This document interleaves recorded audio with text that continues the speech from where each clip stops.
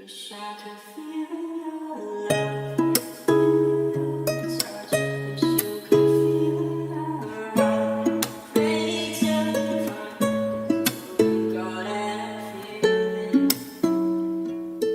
Since you've been gone, I can feel it terrified. Brave New World is a darkly satiric vision of a utopian future where humans are genetically bred and pharmaceutically anesthetized to passively serve a ruling order. A powerful work of speculative fiction that has enthralled and terrified readers for generations. It remains remarkably relevant to this day.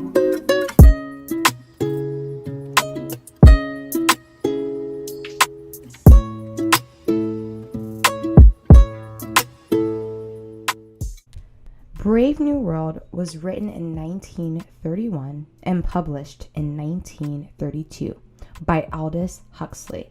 Aldous Huxley was a British author, philosopher, and screenwriter born in 1894 and died in 1963. His work is known for being satirical, dystopian, and maybe even a little controversial. First book I've read by him was called Doors of Perception, where he basically does a psychological deep dive into his experience under the influence of mescaline, the hallucinogen, in 1953. Other notable works by him are Chrome Yellow, 1921, Eyeless in Gaza, 1936, Perennial Philosophy, 1945, and Island, 1962. Huxley and his family moved to Hollywood in 1937, and during the war years, he became a screenwriter. He's also known for his unusual death wish, as he was diagnosed with cancer in 1960, but right before he died, he told his wife to give him excessive amounts of LSD, and then he was out. I do believe Brave New World was his most popular book. The book is mainly known for the uncomfortable parallels to the dystopian-like reality we face today, which may become even more apparent as you read the story. The story opens at the Central London Hatching and Conditioning Center, basically a factory where they artificially produce thousands of identical human embryos, known as the Hatchery. The director and one of his assistants, Henry Foster, is giving a tour to a group of boys, showing them how the embryos travel in bottles along a conveyor and are conditioned to belong to one of the 5 castes. Back in 2017, in real life, stepping out of the book for a second, scientists had grown the world's first artificial embryo. So already, that was one prediction. So what are the 5 castes in the story? Alpha, Beta, Gamma, Delta, or Epsilon? Alpha being at the top of the system, and the other castes are programmed to be less intelligent and much weaker. Alphas would be expected to be the leaders and thinkers of the world state. The Epsilons are intentionally stupefied due to the oxygen deprivation and chemical treatments. They are corrupted so they can basically become the slaves of society. At first, the book centers Bernard Marx and Lenina Crown. Lenina Crown is an employee at this factory, and she's speaking on her interest in Bernard to her friend. Bernard is one of the alphas. And while this is occurring, one of the 10 world controllers is explaining the history of the world state to the group of boys on the tour. And this gives you an idea of what's going on here. He lets them know that the state has been successful in ridding society of strong emotions, desires, and human connections.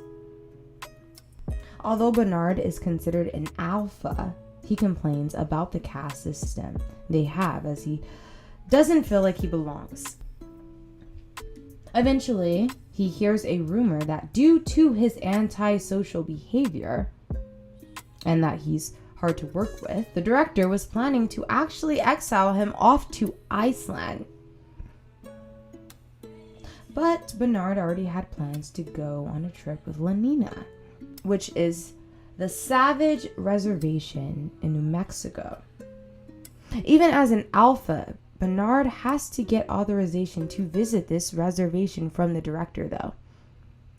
The director tells him a story about a lady named Linda who got lost there but never returned, nor was found.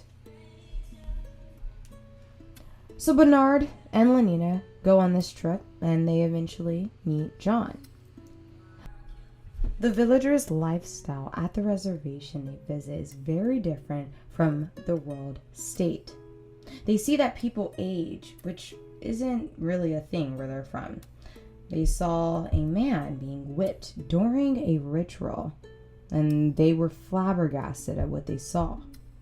John tells them about his mother, Linda, and how she was rescued by the villagers, then eventually criticized as she would willingly sleep with all the men.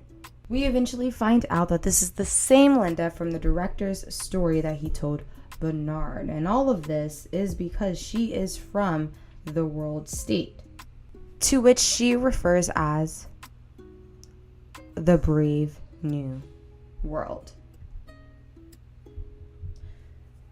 Lenina decides to take a Soma. Now, this Soma is what's really interesting, because the Soma is basically a pill that knocks you out for hours and you are in this euphoric state of bliss, basically predicting the normalization of recreational drugs in society. Bernard, so baffled by the experience, gets permission to bring Linda and John back to the world state.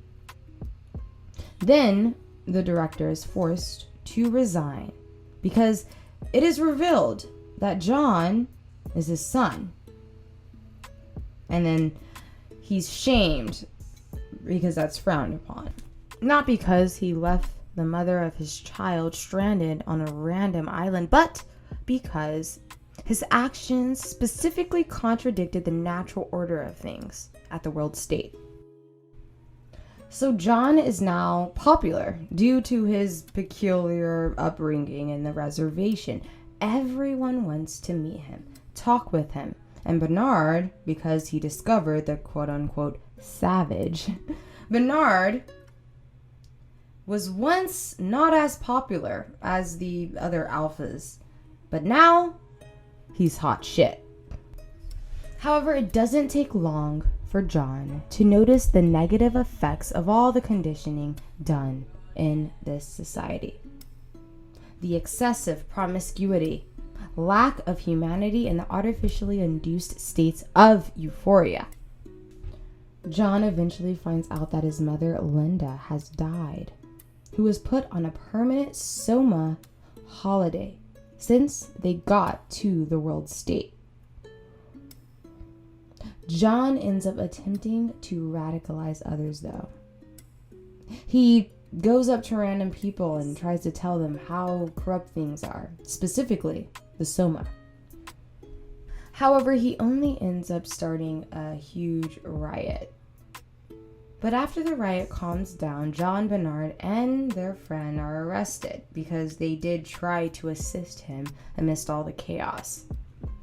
They are brought to the leader, where John debates him about the values of the world state, claiming the residents are programmed to be dehumanized so they can have this false sense of stability and happiness. Mustafa Maan, who is one of the world leaders, argues that these things are more valuable than humanity. And now I'm going to read another part of the book of his statement here. "My dear young friend," said Mustafa Maan, "civilization has absolutely no need of nobility and heroism. These things are symptoms of political inefficiency. In a properly organized society like ours, nobody has any opportunities for being noble or heroic. Conditions have got to be thoroughly unstable before the occasion can arise.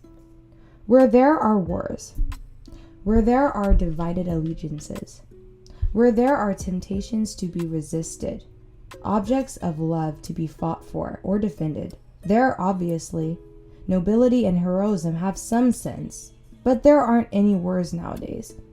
The greatest care is taken to prevent you from loving anyone too much.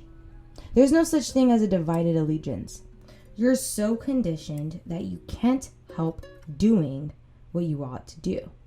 And what you ought to do is on the whole so pleasant.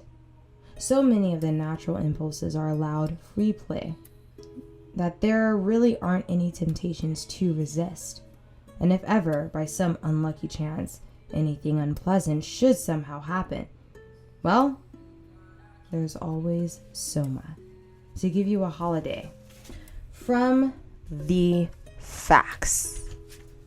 Obviously, due to the riot, John Bernard and their friend are sent off to the islands as they are now banned from the world state community. However, John decides to not go to the islands and distances himself to the countryside. That is until a group of people eventually find him. This includes Lenina, who, by the way, I forgot to mention, was attracted to him the entire story. I mean, since she had met him. There's this intense scene, and they all end up having an orgy, which is confusing. John wakes up the next day disappointed in himself as he has subjected himself to this corrupted world. He hangs himself, and that is the end of the story. Very strange ending, but of course, if you are familiar with Huxley, nothing too out of the ordinary for him. To say Brave New World was psychologically bold and ahead of its time is an understatement. The quote, "The road to hell is paved with good intentions," can be connected to the futuristic, utopian, yet dystopian nature of the society in the story. Citizens in the world state are subjected to psychological and biological manipulation via social conditioning by their world leaders. Due to this intense programming, most citizens see nothing wrong with their world, including their special drug, Soma. Is ignorance truly bliss? Is the illusion of happiness the same as actual happiness, even if it's just temporary? Are the people at fault if they lack the mental capacity to see what's actually going on and know what's right from wrong? Themes in the story include technological control, conformity, and the lack of heroism within a society. Although it is dramatized for entertainment purposes, the congruities to the dynamics of our reality is also very clear.